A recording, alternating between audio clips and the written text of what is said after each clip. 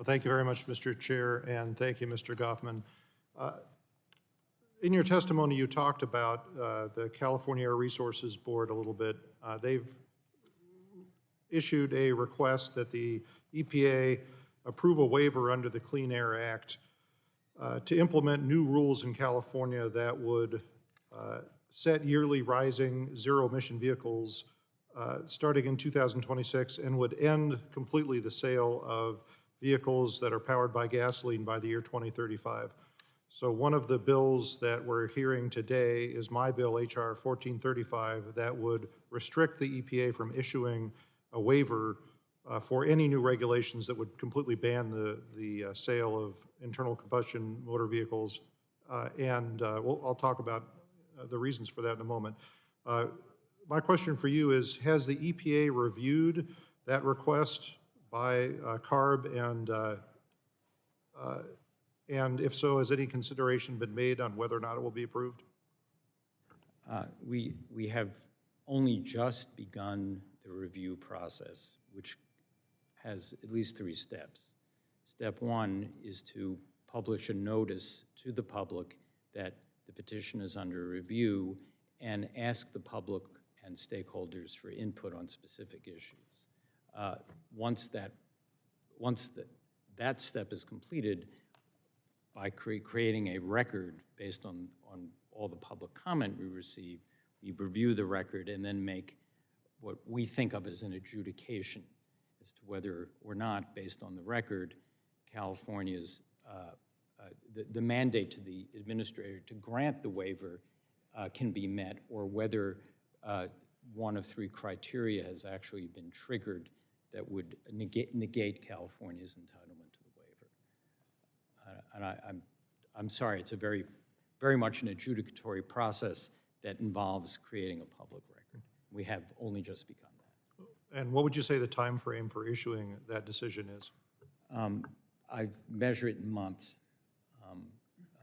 but since we haven't actually formally published the notice inviting comment, set a comment deadline, or even obviously seen what kind of record we're going to have to work with, we haven't established a precise timeline yet. Yeah, I appreciate if you would keep my office informed as you work through that process. Of course. My motivation for introducing my bill to prevent the EPA from granting that request and requests like it is twofold. First of all, I am deeply skeptical that California's electric grid can be in a position to support a 100% new electric vehicle fleet by the deadline that CARB has set. I also represent a very economically disadvantaged portion of California, and my constituents can't afford to buy new EVs even if they were available, and I have deep skepticism that by that time we will have the mineral resources necessary to even convert the current year's production vehicle fleet to electric. So those are some of my concerns, and although we all want to be good stewards of the environment, we have to live here too, and we have to keep the needs of the economically disadvantaged in mind when we make these decisions. Do any of those factors, are any of those factors considered when the EPA makes decisions about whether or not to grant that waiver request?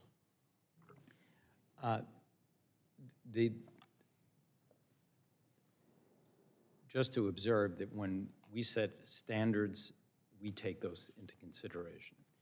What the Clean Air Act tells us to do when California submits its waiver is, the statute basically says the EPA administrator shall grant the waiver unless one of 3 conditions is met. So Congress itself narrowly circumscribed what we can consider when a waiver petition comes in. Right, so you're saying that these factor into the EPA standards, but not necessarily the decision about whether or not to approve California's waiver request. The Clean Air Act does not clearly authorize us to take that breadth of considerations in mind. Congress, when it drafted those provisions and reauthorized them, contemplated California as sort of something that resembles an entitlement. Right. Well, that's why I think there's a need for the bill that I've authored. But I thank you for your testimony today. I'll yield back, Mr. Chairman. Gentlemen,